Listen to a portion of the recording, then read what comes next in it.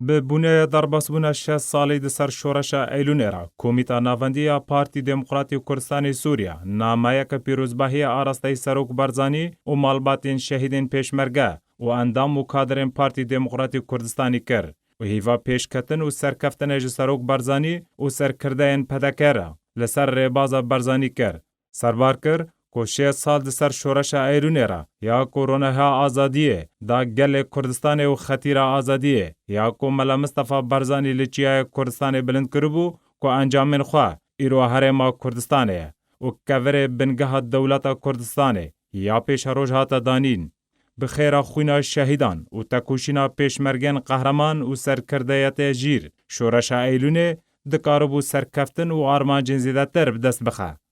د سریدا رجیم عراق نچار بو که ریکفتن 11 آذار یا سال 1907 امضا بکه و دان پیدان به دسالات کردستان و گله بکه.